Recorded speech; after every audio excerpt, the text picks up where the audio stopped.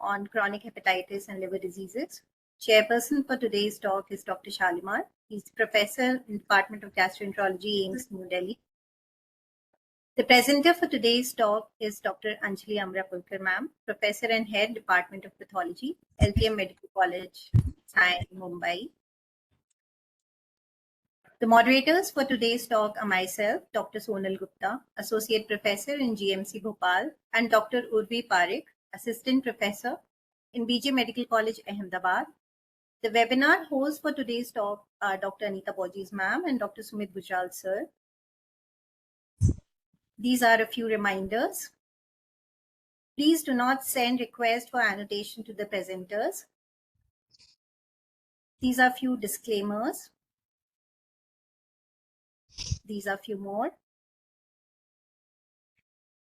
And now the upcoming talks. These are very good talks. The next slide seminar is on approach to liver biopsy part 2, which will be by Dr. Siddharth Dattagupta, adjunct professor in St. John's Medical College, Bangalore, on 11th of April. And then on 16th April, there will be next talk on basics of coagulation and coagulation cascade, current concepts, by Dr. Tulsi. She's professor in CMC Vellore. So let's start. Over to you, ma'am. Yeah.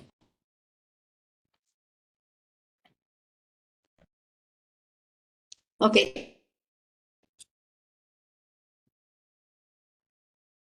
Ma'am, we can't see your screen. Oh, no. Just give me a second.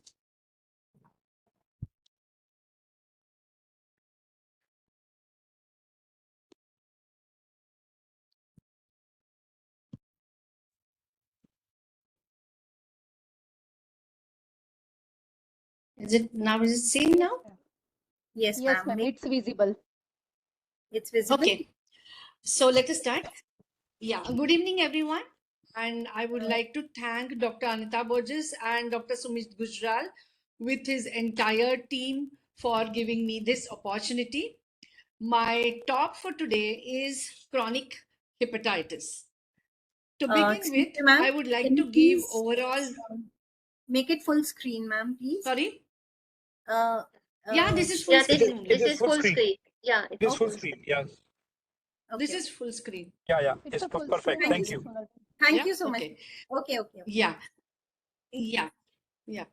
To begin with, I would like to give overall view about the liver diseases, the etiology of chronic hepatitis, indications of liver biopsy techniques, normal liver histology, patterns of various liver diseases, going to the chronic hepatitis, giving some examples.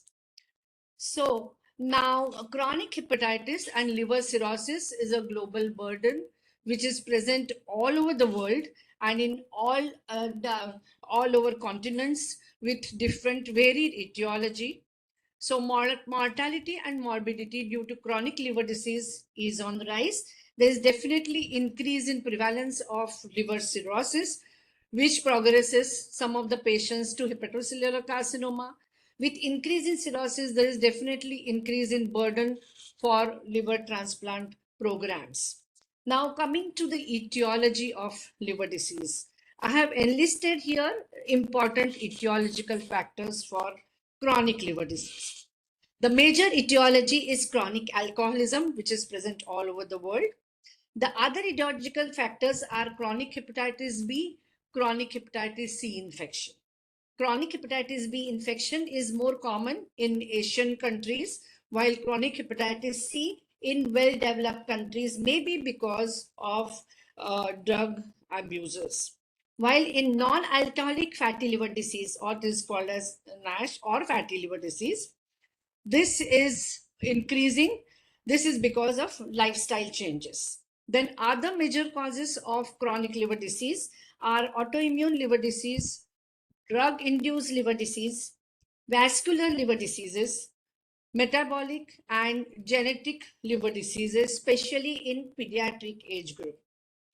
In spite of all these etiologies, still there are 5 to 20% of patients in which etiology is not evident, and those are categorized as cryptogenic liver disease.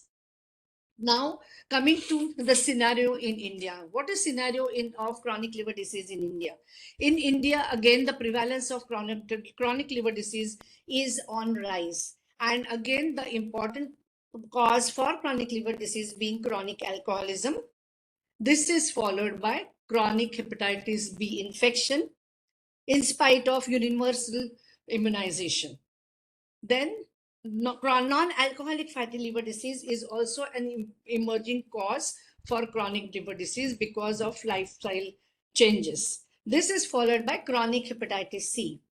There is definitely decrease in trend for liver biopsy in these patients of chronic hepatitis C because of effective national viral hepatitis control program. I will talk about this a little later. So coming to the natural history of chronic liver disease.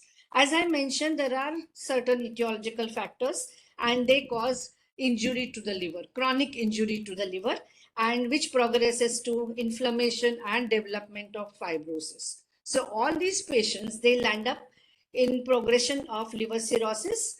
And whenever liver cirrhosis happens, there is definitely vascular remodeling because liver cirrhosis is nothing but formation of cirrhotic nodules, and whenever there are cirrhotic nodules which are formed, there is definitely vascular remodeling which can progress to development of portal hypertension and complications of portal hypertension. Some of these patients, they develop a mass-like lesion, and the most common is hepatocellular carcinoma, which develops on the background of chronic hepatitis and cirrhosis. Now coming to the indications of liver biopsy. Maybe 20 years back, the indications of liver biopsy were to find the etiology of liver disease. Then another indication may be to find out how much is inflammation and how much is fibrosis. Staging means stages of fibrosis. And liver biopsy also tells us about some additional information other than the etiology and staging. So these are indications almost, I will say, 20 years back. So indications of liver biopsy in past, they were in patients with chronic alcoholism, patients with chronic hepatitis B or chronic hepatitis C infection, non-alcoholic fatty liver disease, patients with autoimmune liver disease, drug-induced liver disease, patients with cholestatic liver function test, metabolic inherited liver diseases, hepatic space-occupying lesions, and post-transplant settings. So these were indications maybe 15 to 20 years back. And now there is definitely change in the scenario for liver biopsy indications. And what has changed? Let us see. Now for chronic hepatitis, you do not require liver biopsy in majority of patients. Even for the same chronic hepatitis B and chronic hepatitis C infection, you do not require liver biopsy in all patients. Why this has happened is this is because of extensive advances which have occurred in diagnostics or the diagnostic test, especially in serology and radiological techniques. With this serological test, you can diagnose the etiology of chronic liver disease. And with the help of radiological techniques, you can tell the clinicians about stage of liver fibrosis. Now, the next thing, so hence, nowadays, you don't require liver biopsy for all patients of chronic liver disease and chronic hepatitis and B and C infections.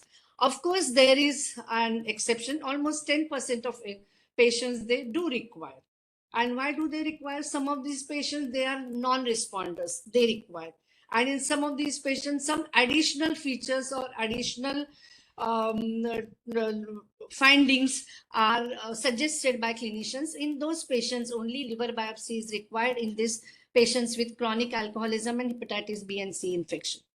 So other current indications are patients with non-alcoholic fatty liver disease, autoimmune liver disease, drugs, cholestatic liver disease, having biliary pathology or biliary function tests, Some of these patients of metabolic inherited syndrome, they also require liver biopsy.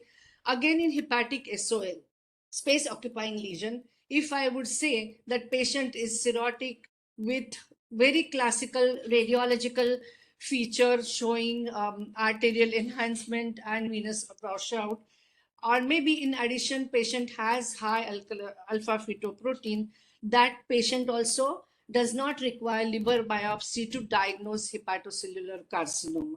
But other liver SOLs, they definitely require liver biopsy. And liver biopsy is also required in post-transplant setting.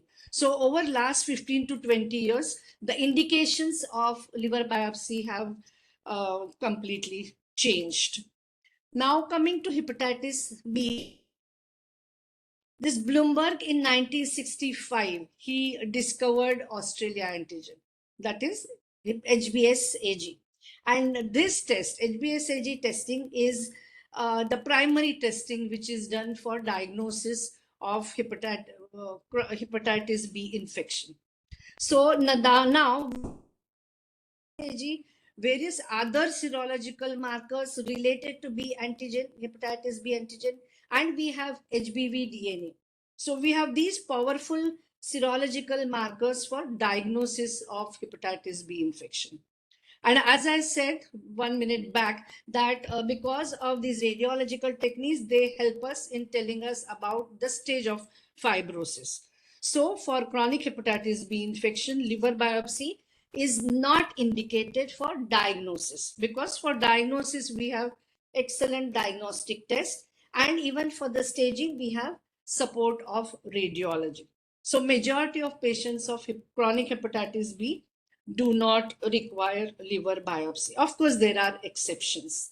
So because of these tests, we have improved safety for blood transfusion. Now we have effective therapy for hepatitis B infection and development of highly effective vaccine. We have progressed in these patients with chronic hepatitis B. Now about chronic hepatitis C. Now this I always find a very interesting story about chronic hepatitis C. This chronic hepatitis C, initially it was called as non-A, non-B.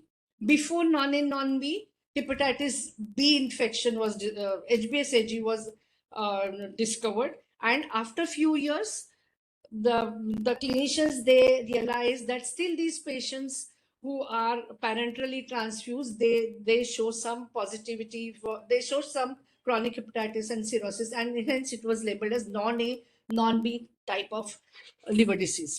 And then in 1989, these scientists, they discovered this hepatitis C vaccine, and that was the major breakthrough in the treatment of liver cancer, because chronic hepatitis B progresses to liver cirrhosis and hepatocellular carcinoma. So I remember that in year 2000, I must have seen almost thousands of liver biopsies of chronic hepatitis C who has undergone liver transplant, because I was working in liver transplant unit in King's Hospital, London.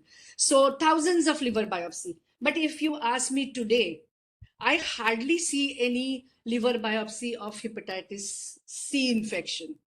So why this has happened? Now let us see. Before that, the diagnostic test for hepatitis C, we have anti-HCV and HCV RNA, again serological test, and for radiology helps us to tell us about the stage of liver disease. And hence, even for hepatitis C, we do not require liver biopsy for diagnosis and even for staging. Of course, there are exceptions in 5 to 10% of cases. So coming back to my story, that in 2000, I have seen thousands of liver biopsies of hepatitis C infection. And now I see hardly 1 or 2 liver biopsies of hepatitis C infection. So why this change has happened? This is a tremendous change according to me.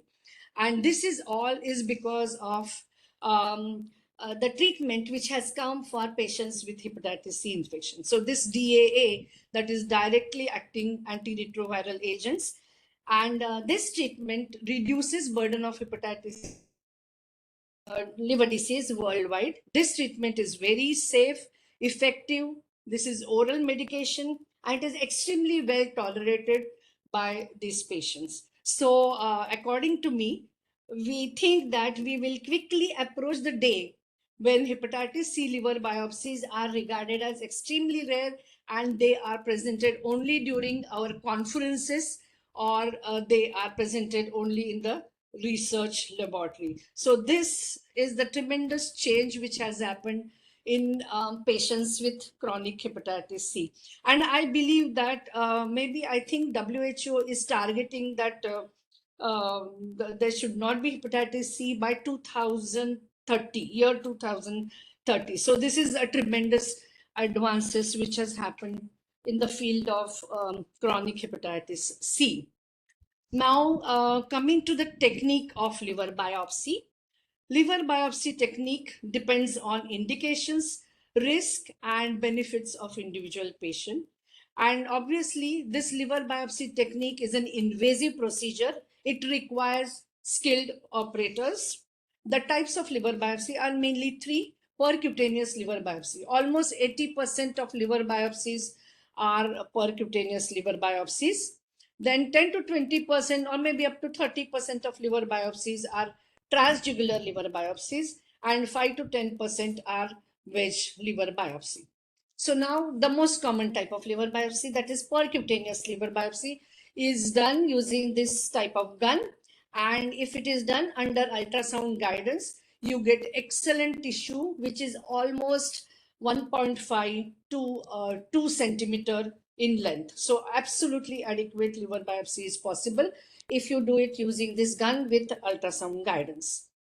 So this type of liver biopsy has, you cannot do it with two types of patients, that is patients with hemorrhagic diathesis and patients having tense ascites. You cannot do percutaneous liver biopsy. So now for them, which type of liver biopsy you can do in patients with hemorrhagic diathesis and tense ascites is transjugular liver biopsy. So these are mainly two indications of transjugular liver biopsy: coagulopathy and tense ascites, in which the catheter is inserted into internal jugular vein, which goes into hepatic veins, and you can take biopsy under fluorescence guidance. However, this type of liver biopsy has some disadvantages.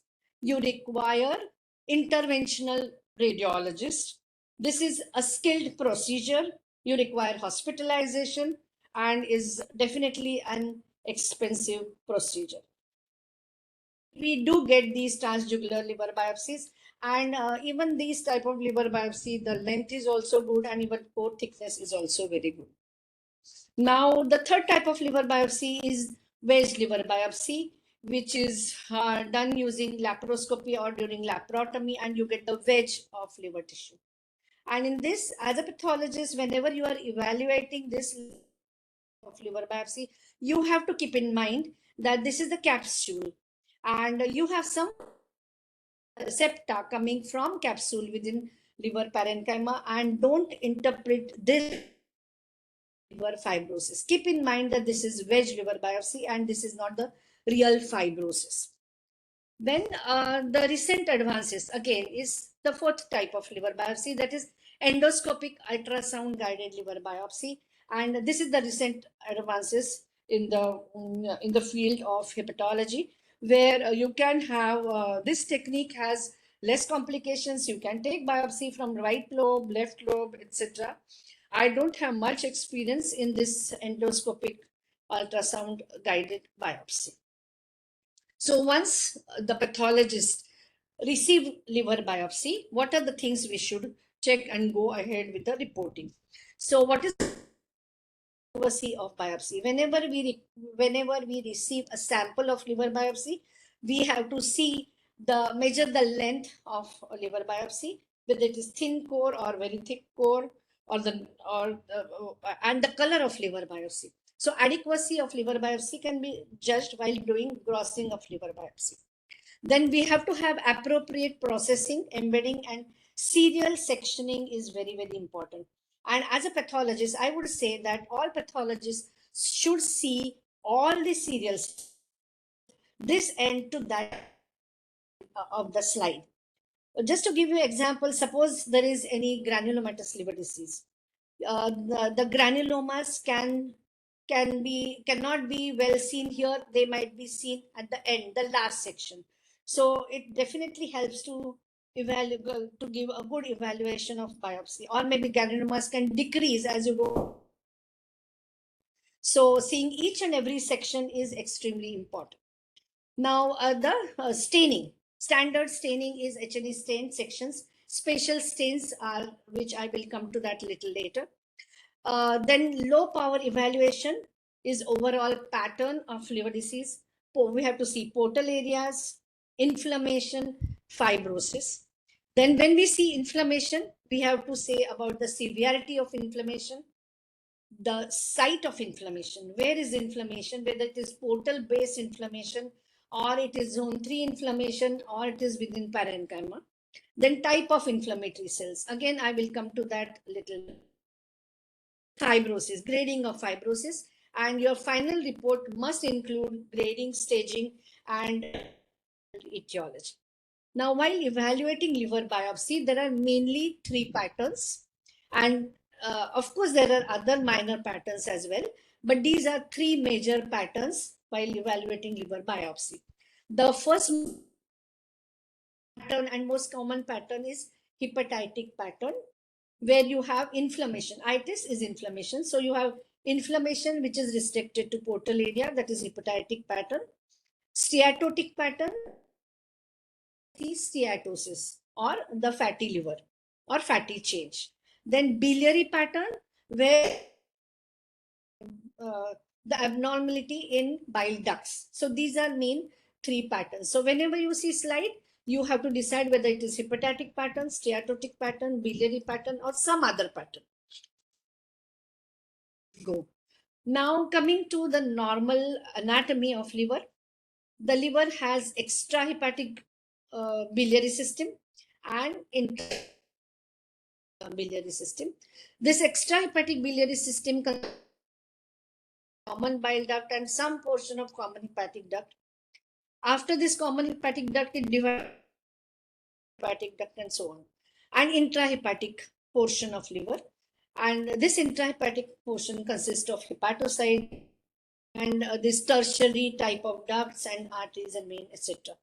So when the liver biopsy is taken, usually liver biopsy is taken like this. So this liver biopsy includes tertiary type of bile ducts. They hardly include major ducts. So in liver biopsy, the ducts which are tertiary type of or interlobular type of bile ducts. They are not the major ducts. So please keep this in mind. So coming to normal liver biopsy. This is Masson's trichrome stain. And when you see this biopsy, there is no inflammation at all. So what's obviously this is this area is the portal area. This area is the again the portal area, and this is central vein. This is again hepatic vein and central. Inflammation and fibrosis in this liver normal histology. There is no steatosis also. Now coming to higher magnification. So coming when we think of normal liver histology, this area or portal triad. Why it is triad? Because it has 3 structures. And what are those? Is terminal bile ducts, obviously all the terminal branches. So these are bile ducts which are lined cuboidal type of epithelium. Then vein, the branch of portal vein, and branch of hepatic artery. I will show you the higher magnification in the next picture. And this area, this portal and surrounding hepatocyte, this is called as zone 1.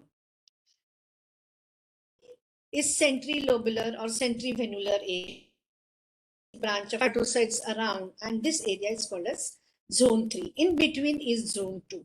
So why there are 3 zones is being highest concentration of oxygen and nutrients, and this portal area area having highest metabolic activity and having least susceptible to ischemia and toxic injury. While and the blood flows from and the bile flows from zone 3 to zone 1. Now come ventricular area is most susceptible for ischemia and toxic injury. You have ischemic liver injury or maybe toxic, maybe drugs or some other toxins, is seen in zone 3. So these are 3 zones in liver biopsy. Now these are hepatocytes, normal hepatocytes. They are arranged and there are sinusoids in between and there are Kupffer. These are normal Kupffer. They are not very prominent normally, though they are seen. Now coming to the portal sectors, bile duct lined by biliary type of epithelium, vein, and portal vein can be elongated, maybe circular because it doesn't have muscle around it. This is branch of hepatic, and always this bile duct always accompanies similar caliber of that of artery. So there, and you can have 1 or 2 bile ducts in given portal area. So this is HNE stain. On strichrome, again you can see normal portal area, vein, maybe 2 veins, artery, muscle layer, and bile duct having biliary type of epithelium. So this is normal portal area. Again, to show you normal portal area and the concept about limiting plane. Normal hepatocytes, and this is normal portal area. Little bit stretched like this. But vein, branch of portal vein. See here, ductular epithelium and artery having muscle. This line. This line is called as limiting plate. This line you don't see normally in the liver biopsy because there is no such line. This is an imaginary line. This imaginary line, it divides adjacent connective tissue. So this is limiting plate. Now coming to special stains. HNE is the standard staining method. Then special stains which are done routinely in case of liver biopsy are, number 1 is connective tissue stains. There are several type of connective tissue stains, but the most common is Masson's trichrome. So this is Masson's trichrome. Reticulin is mainly the reticulin fiber. To this reticulin fibers, that is type 3 fibers, it also, reticulin stain also helps us, especially in the cases of NRH, nodular regenerating hyperplasia. In reticulin stain, it stands out those liver nodules without fibrosis. So this reticulin is very important, especially in patients with NRH and collapsed liver parenchyma. Then you can have other connective tissue stains like serous red, etc. This is Prussian. Name suggests it is blue. Positive stain is blue, which indicate deposition of iron. Then this is PS with diastase. So this is highlighting these PS or granules of alpha-1 antitrypsin deficiency. Then other special stains. This is Orsin stain. This Orsin for demonstration of hepatitis B surface antigen. It is also used for demonstrating the liver biopsy. Obviously, you have another stain for copper, that is rhodanine stain. But here, graduate students, I would like to stress here that Orsin is used for copper also, it is used for hepatitis B surface antigen. But see the difference between the positivity. Orsin stains copper as a fine granularity, while in hepatitis, almost uniform surface, it stains surface antigen. So around the fine granularity. The stain is same, but its appearance is different. Now coming to the patterns of liver injury. These, as I said, these are 3 main patterns of liver injury. Hepatitic pattern, where there is inflammation, and this inflammation is mainly restricted to portal area. 1. Then steatotic pattern, where you have steatosis. When we say steatosis, it is macrovesicular. Most of the time it is macrovesicular steatosis, because you also have fibrosis, but the most common, whenever we say fatty liver, it is always macrovesicular steatosis. Then the third pattern is biliary pattern. Pattern where you have expanded portal areas, ductular proliferation, and sometimes cholestasis. So these are three patterns. So whenever you are evaluating any liver biopsy, just see whether this is this pattern, this pattern, this pattern, or some other pattern. So this will help you in going ahead with interpretation of liver histology. So other patterns are vascular pattern, granular. Again, you see granulomas, and if you see granuloma, it doesn't mean that this is always a tuberculosis. You can see granulomas in various other liver diseases. For example, in PBC, you see granulomas, and these granulomas are mainly concentrated around bile ducts. So this is granulomatous pattern. Then type of pattern, storage disease, biliary atresia, and these are all pediatric, the neoplasms. So these are mainly basically three patterns, and these are other patterns. And I'm going to concentrate, the topic is chronic hepatitis, so it is mainly this type of pattern. Now coming to the main topic of chronic hepatitis, as the name suggests, it is chronic. So it is more than 6 months duration. Hepatitis, itis means inflammation. So there has to be inflammation in liver biopsy. So by definition, chronic hepatitis is persistence of liver inflammation with elevated liver transaminases or viral markers more than 6 months with variable fibrosis. So invariably, these patients of chronic hepatitis, they show various stages of fibrosis, or maybe they'll end up indirectly into liver cirrhosis. So this hepatic pattern or chronic hepatic pattern,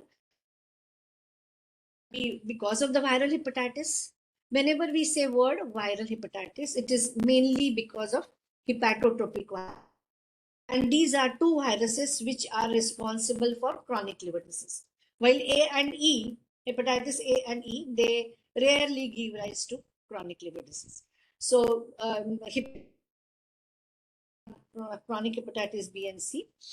And non-viral liver diseases are non-viral.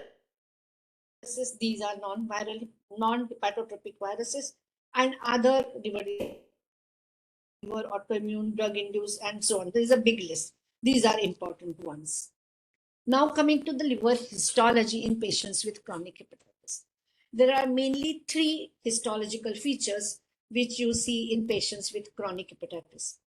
Chronic hepatitis is an umbrella term. So these features, that is inflammation, hepatocyte injury, and these features are seen in all forms, all examples of chronic hepatitis. This is very, very umbrella term.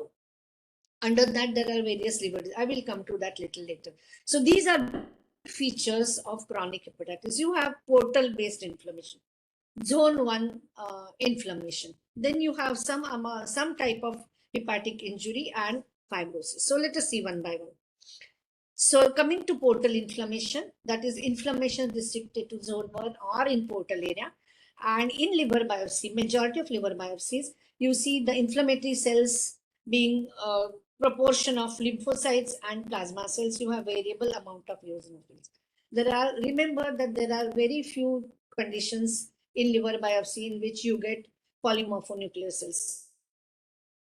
Mainly inflammatory cells are lymphocytes, and you have variable amount of plasma cells and eosinophils, and majority of them are CD4 T cells. You can have lymphoid follicles and lymphoid aggregates.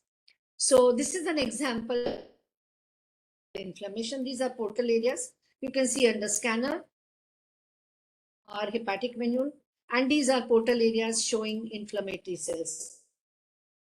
Inflammation into mild, moderate, and severe. So I will say this is maybe mild inflammation. This is more spreading little beyond areas, and this is more severe type of inflammation where there is lot of inflammatory cells and to enter into adjacent liver parenchyma. And majority of these cells are, as I said, lymphocytes. Now coming back again to the limiting plates. I have just mentioned that limiting plate is an imaginary line which separates portal connective tissue adjacent the inflammation is more or extensive inflammation, or even the moderate inflammation, it spills over from portal area and goes into adjacent liver parenchyma. And in this case, it is called as interphase activity. So this slide is just to explain you the concept of interphase activity. So this is interphase. Hepatocytes at the periphery of necrosis, and they are replaced by these inflammatory cells. So this is interphase activity, and they are destroying limiting plates. So the limiting plates are not intact. So interphase activity, the previous name for interphase activity was a piecemeal necrosis. Now no one uses the term of piecemeal necrosis. So this is classical example of interphase where inflammation from portal connective tissue and they are entering adjacent liver parenchyma. Now, all these patients of chronic hepatitis, they progress to liver fibrosis and development of liver cirrhosis. So, liver fibrosis is an abnormal increase in collagen deposition and other extracellular matrix in response to chronic injury. Is a diffuse process characterized by fibrosis and conversion of normal liver parenchyma into structurally abnormal cirrhotic nodules. So, whenever these cirrhotic nodules are formed, and in between are fibrous septa. Obviously, there is vascular remodeling, and there is portal hypertension and associated complications. So, how do you diagnose this liver fibrosis? So, assessment of liver fibrosis. You have imaging modalities. There are excellent imaging techniques which can tell you about liver fibrosis. Then you have certain liver serum markers to diagnose liver fibrosis. Now coming to the imaging, little bit about imaging modalities for liver fibrosis, and the most common technique is this FibroScan. This now FibroScan I think is available in majority of larger centers, and this determines stiffness. Again, there are various types scans, transient elastography, RFE, shear wave, etc.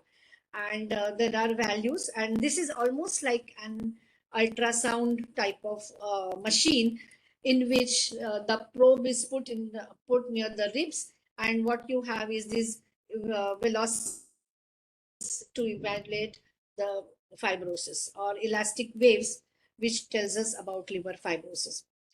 But let me tell you that every test has some limitation, not 100% specific. So what are the limitations for this diagnostic, for this the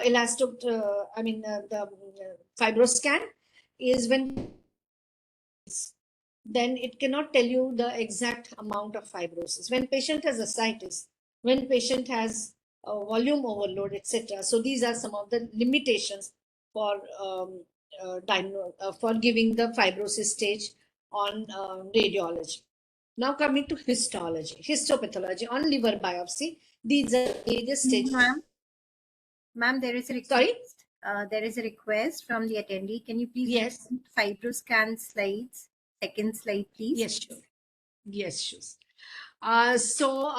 This is the machine, that is the FibroScan machine, like an ultrasound machine, and it has probes. So these are the probes, and these probes are kept over the ribs, and these probes can tell us about the collagen liver tissue stiffness, and you have these various about this liver stiffness, and this is the average stiffness. Maybe you can ask the clinician, Dr. Shalimar can explain you in details about the liver, this FibroScan. Okay. And is this enough, or should I go ahead? Yes, ma'am. Thank you, ma'am. Yeah. So now another method to determine liver fibrosis is, these are various stages for staging of liver. No, absolutely normal liver core fibrous tissue at all. So this is F0 type of fibrosis. Then this is you have portal area, some amount of tissue which is going area, that is F2, F1, F2.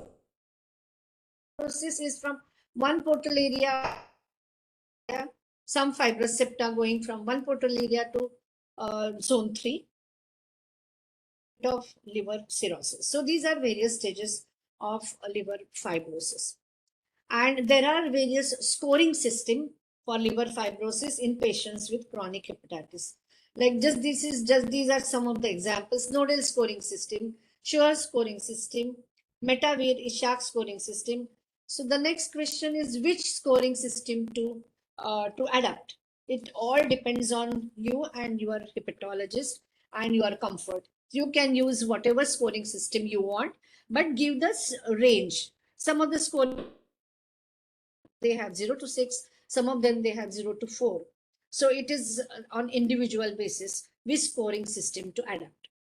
Now, this is the scoring system for chronic hepatitis, that is also called as histological activity index, HAI index. This has two components. Number one is grade, this side is grade and this side is stage. You cannot combine two because stage is completely fibrosis stage, inflammation and necrosis. So grade is graded. This is the simple scoring, modified Ishak scoring system. No inflammation, no necrosis, and then various grades of inflammation. But stage 0, no fibrosis. Stage 1, portal, little bit about portal fibrosis, some fibrous septa, bridging fibrosis, and the cirrhosis. So this is HAI scoring system, mainly with patients with chronic hepatitis, where inflammation and fibrosis is concentrated in zone 1 area. This is just the schematic diagram just to show you about inflammation. These are portal areas and these are centrivenular. Portal inflammation which is spilling over grade 4. And staging again, portal area and centrivenular areas, portal fibrosis, periportal septa, bridging fibrosis, and development of liver cirrhosis. So now coming back again, system using radiological means, which is very good and very simple to determine liver fibrosis, especially the simple ultrasound. If you take example of simple ultrasound will tell you whether liver is normal liver or whether liver. But for them, those techniques, they have certain limitations, and to determine fibrosis F1 to F3 is sometimes difficult. So in that case, so especially if F1 to F3 fibrosis, liver biopsy is the gold standard. In special, and that those are pre-cirrhotic stages. So coming to little bit about the pathogenesis of liver fibrosis, what causes liver fibrosis are these matrix producing cells or hepatic stellate cells. So these are hepatic stellate cells in the space of this. Normally they are not activated, but whenever they are activated because of certain stimulus, they change their phenotype down collagen, which leads to development of liver fibrosis and cirrhosis. So this stellate cell function is the novel target for treatment of liver fibrosis. Now coming back to again, chronic hepatitis changes. Again, I'm repeating, chronic hepatitis is an umbrella term, which is characterized by inflammation, inflammation, fibrosis, hepatocyte injury, and everything is concentrated around hepatocytes. So these are common features of chronic hepatitis, and you have variable fibrosis. Now, these chronic hepatitis patients there are several examples of chronic hepatitis. For example, hepatitis B infection, hepatitis C infection, all of them are under umbrella term of chronic hepatitis. And they all have, in addition to these, they have some additional features for, you can say, for diagnosis. Now coming to hepatitis B infection, as you all know, the diagnostic tests are these GPSAG tests. Again, biological test for diagnosis of hepatitis B infection. So again, biopsy is not used for diagnosis. So again, same thing is hepatitis B infection is again the example of chronic hepatitis. So it has to have portal based infection. 5. Again, the same thing. But in addition, some of the patients of chronic hepatitis B, they do not show this type of histology. But instead, what they show are these cells. So these are called ground glass hepatocytes, where you have deposition of hepatitis B surface antigens. So these are all ground glass cells. The nucleus is pushed to the periphery, nucleus of hepatocyte is pushed to the periphery, disappearing. So you don't see any nuclei. And when you see ground glass hepatocytes, there are various differential diagnoses. You see most common in hepatitis B infection. But if patient is negative for hepatitis B markers, you do see these in other conditions like drug-induced liver injury, glycogen storage disease, and cyanamide toxicity. So these are other causes where hepatocytes. Now, other features in hepatitis B infection are less compared to normal hepatocytes. You have sanded nuclei. Then the severe form of hepatitis B infection is fibrosing cholestatic hepatitis, extensive cholestasis, and there is fibrosis, almost a serious condition, and is not that common, but these patients have to be taken for transplant as early as possible. Now, coming to the special stain, I have already shown you in this picture that Orsin, we stain antigen, nucleus is not stained. Then this is another stain for hepatitis B infection is Victor, and you have immune markers.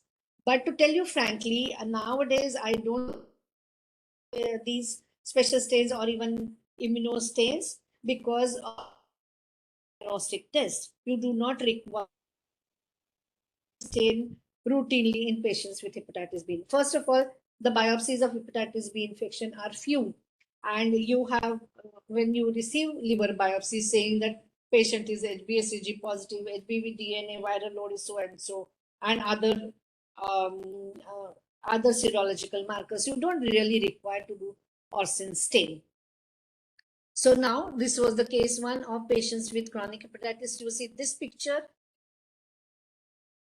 fibrosis, sanded nuclei, you see ground glass hepatocytes. So do you see all liver biopsy? And the answer is no. Because there are chronic hepatitis B infection, and these are mainly 4 phases. That is immune tolerant phase, reactivation, and inactive carriers. Immune tolerant phase, liver biopsy is absolute. Inactive carrier, also liver biopsy is, and where you see ground glass cells. But is showing immune active, in a patient is immune active, that is reactivation phase, you have this type of picture. So you have varied histology in patients with hepatitis B because of various phases of hepatitis B infection. And obviously these patients, they'll end up in development of liver cirrhosis, and some of them, they have hepatocellular carcinoma. Now, a little bit about hepatitis C infection is again again an important etiology for chronic hepatitis and liver cirrhosis. The histology is same like chronic hepatitis. You have portal based inflammation and fibrosis, but there are various genotypes. So genotype 3 can also show presence of steatosis in addition to portal based inflammation. Then coming to case number 3, again an example of chronic hepatitis. This was 51 years female, presented with generalized weakness, easy fatigability. Patient non-diabetic, had hypertension, no history of blood transfusion or POX, no specific family history of liver disease. And these were labs. And laboratory platelets, 80,000. Bilirubin was what was significant. Alphas only 124, and this was the LFT pattern. There is elevation of liver enzymes and low platelets. negative viral markers. All viral markers were negative. Was raised 1860, and anti-nuclear antibodies were 1 in 320. Ultrasound showed liver cirrhosis and liver biopsy was done. With this history and investigation, DNA positivity, which is 320, just to confirm the diagnosis, liver biopsy was done. So what you expect? So this is again the liver biopsy is showing all features of chronic hepatitis. That means patient has portal based inflammatory cells. I will show you under higher magnification. But inflammatory cells are predominantly lymphocytes with variable amount of plasma cells. And the hepatocytes, they look normal. And obviously this is biopsy. Again, cirrhotic nodule. There is that is spilling of inflammatory cells into adjacent parenchyma, liver, hepatocytes, and lot of inflammation, especially lymphocytes, and some amount, I don't know whether you can, some amount of plasma cells. So there is lymphoplasmacytic infiltration. There is interphase hepatocytes. Some of them, they show deltoid pattern. So what is the diagnosis here? Again, the same, where you can appreciate nodule in plasma cells. With this liver histology and the information that patient is ANA positive, obviously the diagnosis is autoimmune hepatitis. But remember that whenever you receive liver biopsy and ANA is raised, do not jump to the diagnosis of autoimmune hepatitis. So coming to the autoimmune hepatitis, diagnosis of autoimmune hepatitis, hypergammaglobulinemia, that is raised IgG. Then it presence of liver associated autoantibodies, that is A or LKM1 antibodies. There are several other antibodies too. So or presence of autoantibody and the liver histology, which is typical or compatible to autoimmune hepatitis. So what is liver histology? Is portal plasmacytic cells. Remember here, plasma cells are variable in number. If you see very less plasma cell, it doesn't mean that it is not autoimmune. Interphase activity. Again, interphase activity is seen in these patients. And there are other features with absence of steatosis and cholestasis. Interphase hepatitis does not give you diagnosis of autoimmune hepatitis. Only single does not tell you that this is the case of autoimmune hepatitis. So diagnosis of autoimmune hepatitis definitely requires presence of all the three. And there are international autoimmune hepatitis criteria to tell you about the diagnosis, which includes elevated IgG, and liver histology, and there is score for this thing. So remember that histology of patients of autoimmune hepatitis looks exactly like any other chronic hepatitis. So diagnosis has to be clinical and laboratory diagnosis. It is not just biopsy diagnosis. Now coming to the last case, I think, or second last. So this is all about autoimmune hepatitis. Now coming to case 50 years female, presented with fatigue, pruritus, and jaundice, severe itching. Female patient, 50 years, female patient coming with itching and jaundice. Non-alcoholic, non-diabetic, liver enzymes not much raised, bilirubin also just the 2, alkaline phosphatase and gamma GT. Viral markers were all negative. So what is the diagnosis? Additional findings: cholesterol high, ANA-SMA negative, and ultrasound normal biliary in spite of raised alkaline phosphatase and GGT was normal. And this is the liver biopsy. So what it shows, again, portal based, there is cirrhosis, portal based inflammation. If you see here carefully, portal tracts, and there is bile duct damage, which I will show you. Yes, so there is expansion, portal edema. This is artery, similar caliber of bile duct. While in that case, you can see proliferating duct in this case. So again, then these are arteries. You can see here and portal inflammation. This is higher magnification of portal based inflammation. The other portal areas can show you proliferating ductules, which is highly expanded with lot of inflammation. In this case, some of the portal areas show proliferating ductules like this. Some portal areas, they show bile duct damage. Some portal areas, they show absence of, but you see proliferating ductules. So varied histology and absence of bile duct. And if you see, and patient is AME positive, granuloma in relation to bile duct. So this is straight away case of primary biliary cholangitis. The older terminology was primary biliary cirrhosis. So this is definitely a biliary type of pathology, but to start with, it shows all chronic hepatitis changes. So this is one of the type of chronic hepatitis, but showing biliary features. And this was the explanted liver of biliary cirrhosis. Now the last few slides, now something about primary biliary cholangitis or PBC, which is an autoimmune liver disease in which it affects mainly smaller type of bile ducts, small to, so progressive destruction of intrahepatic small ducts is the characteristic of PBC. And the histology of lesion. Just now I said some portal areas show bile duct damage, some portal areas show bile duct absent bile duct, some portal areas those show proliferating. So varied histology.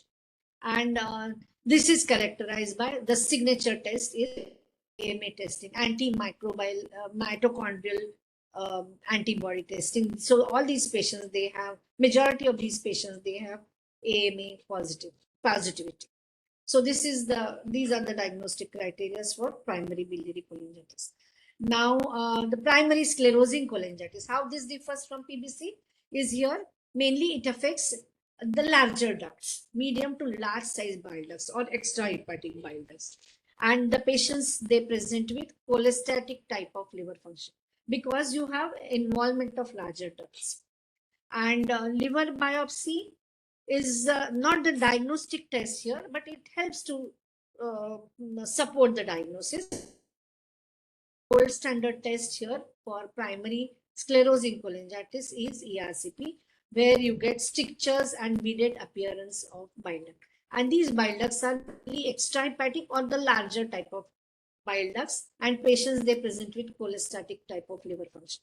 So just to again repeat, PBC is small ducts, PAC is medium to large size of bile ducts. And the histology, again on histology, you see again the damage, proliferating ductules, absent. Again here, this is absent. Artery is there, vein is there, there's no bile duct. And almost in 10 to 20% of is onion skin like fibrosis around the duct. But to get this type of picture is extremely difficult in liver biopsy. So you have to depend on all these features. You have to say that this is showing biliary feature, and the diagnostic test is ERC. And this was the explanted liver where right lobe was hypertrophied, left lobe was this strictures of the bile duct. So last, this is all about chronic hepatitis, but I would like to say that there is so much overlap, especially in autoimmune liver disease. Autoimmune hepatitis can have overlap with primary biliary cholangitis. It can have overlap with cholangitis. So you do see overlaps in majority of these autoimmune liver diseases. And this was the example of overlap where you have damaged duct, proliferating duct, and you have and looking like chronic hepatitis. So this is the overlap which is commonly seen.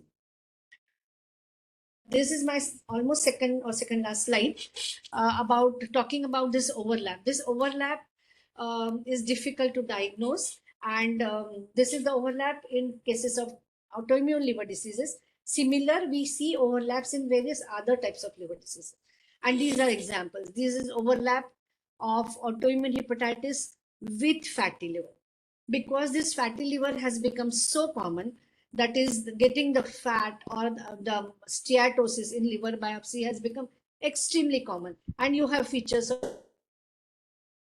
So these are certain examples which I am quoting here, and these patients are really problematic patients to not only to the clinicians but for the pathologists. So whenever you see steatosis and you see portal based inflammation, more plasma cells, interphase activity, so you are also confused whether it is fatty liver disease or whether it is pure autoimmune hepatitis. So we are getting more and more cases, such type of cases. This is all because of increase in prevalence of hepatic steatosis. Again, this is chronic hepatitis B with fatty. There are patients where we are getting more and more cases, not like only chronic hepatitis or steatotic pattern, but the mixed pattern we are getting, and these are really challenging cases which we are facing nowadays. So this is my last slide. So what is the role of liver biopsy? Special patients with viral hepatitis, chronic hepatitis, and B and C, you do not require liver biopsy in all the patients, but you do require in almost 5 to 10% where you have unusual presentations. Patients concomitant disorder, you require liver biopsy. So liver disease where the etiology is not clear, then liver biopsy is. And liver diseases in which non-invasive tests are discrepant or inconsistent with clinical findings. In these cases, only liver biopsy is indicated nowadays. So thank you for patience listening. And now we can have discussion, for which I invite who is Professor of Gastroenterology and Hepatology from All India Institute, New Delhi. Thank you, ma'am. First of all, I'd like to congratulate you for such an educative and lucid presentation. So the slides were so beautiful, and I must say for the young pathologists, they would never probably see such kind of cases in their life. This is something like a vintage collection, because you rightly said the liver biopsy indications have changed. We're not subjecting any more patients with hepatitis B and C virus infections for liver biopsy. So the younger generation now these days will not see. So your slides definitely are so educated, and we will not ever see such cases in future. So the concerns are like things have changed in terms of like there has been change in the epidemiology.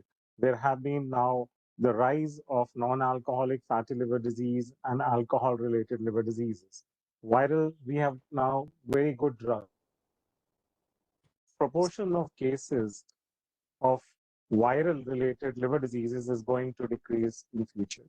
So as a clinician, when I look at the patient comes to me with all kinds of blood investigations and all kinds of serology, as you rightly said, because these are tests available to make a diagnosis. The patient asks me a question, what is my diagnosis? I think the same thing has been raised by one of the, in the comments itself, is like, patient asked me a question, what is my diagnosis? I've done all my blood investigations and I have not got a clue to his diagnosis.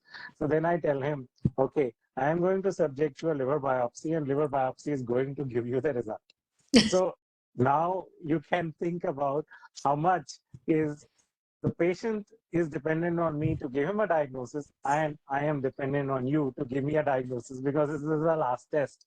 So that is the role of you, is to give the final diagnosis on the, because after this I don't have any further investigations to get asked. So that's the last test. So that's I'll say the gold standard to final to making a diagnosis.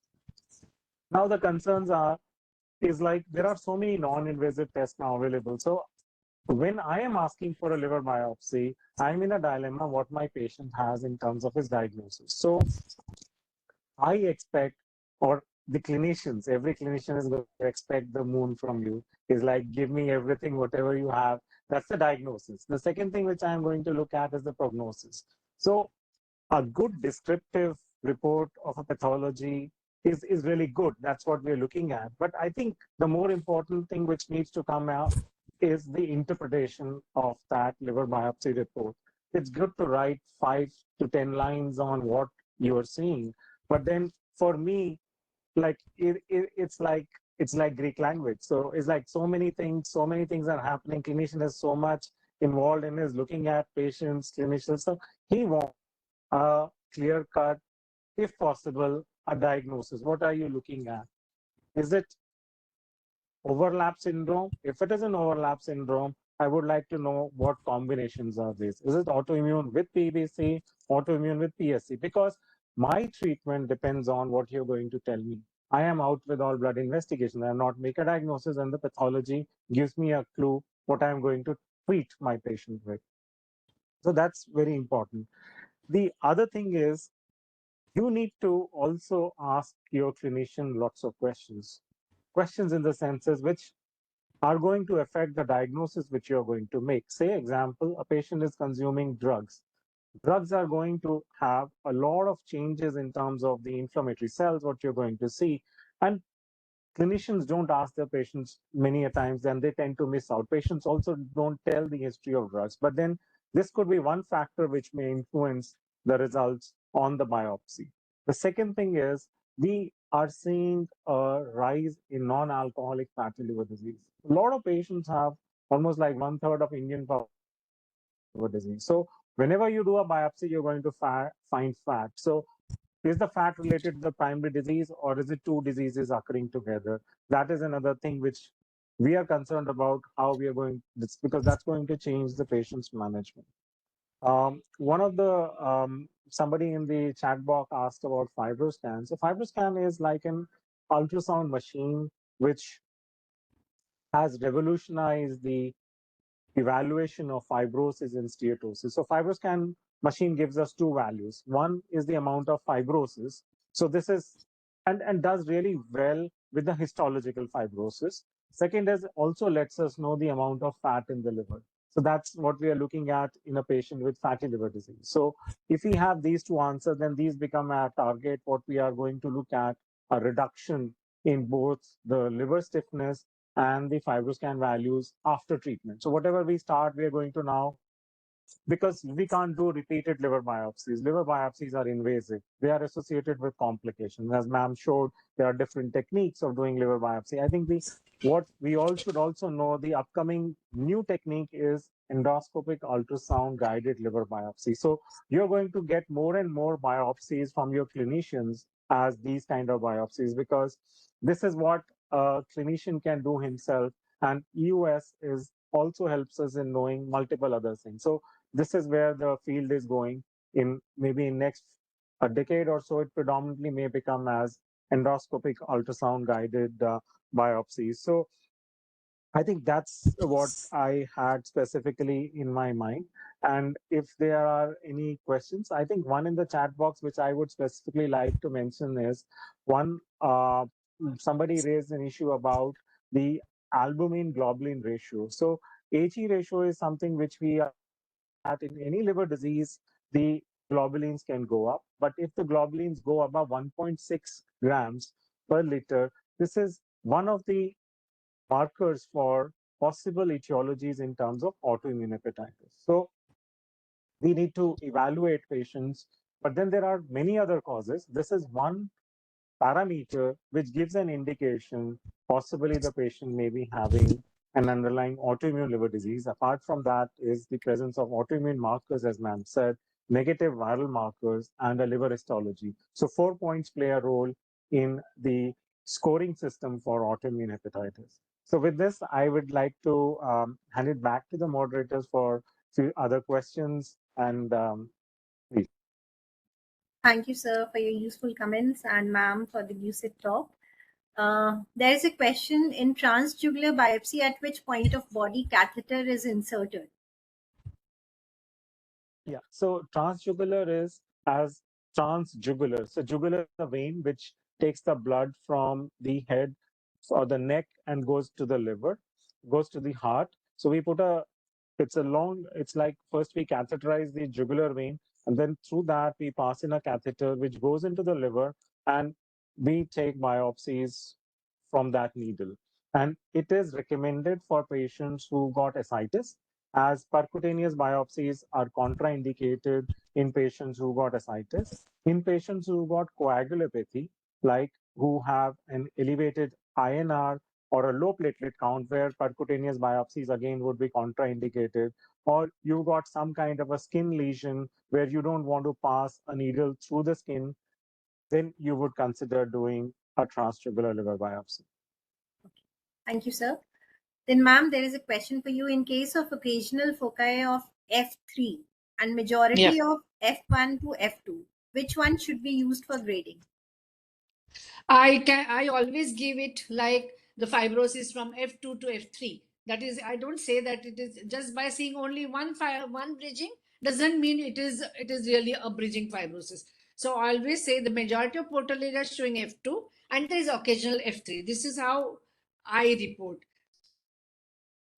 Bridging doesn't mean that it is, because liver biopsy, it represents 1 in 50,000 of liver tissue. So you can have this type of fibrosis change. Okay, ma'am. So it So should be just given to add F2. on, just to add on what ma'am said, so if there are studies now to state that if I do a liver biopsy from right lobe and left lobe, there would be a difference in one stage of fibrosis in almost like one third of the Yes. patients. So I think we should keep in mind that there are limitations of liver biopsy itself. So here comes the role of non-invasive tests like looking at an MRE, that is an MR elastography, which is looking at the whole liver. And say a fibroscan again is looking at a small area of liver, but MRE is something which is looking at almost the whole of liver. But whatever said and done about the non-invasive test, liver biopsy still stands as the gold standard. Okay. In autoimmune hepatitis, ma'am, you repeatedly said Yeah. that hepatocytes are normal. That means there is Yes. no hepatocyte injury in AIH? Your comments, ma'am. Hepatocytes can show the earlier words like piecemeal necrosis. So the hepatocytes around portal areas, they show necrosis. But overall, other than that, the hepatocytes, they look normal. Normal meaning there is no steatosis, there is no cholestasis. And sometimes hepatocytes can show rosetoid appearance.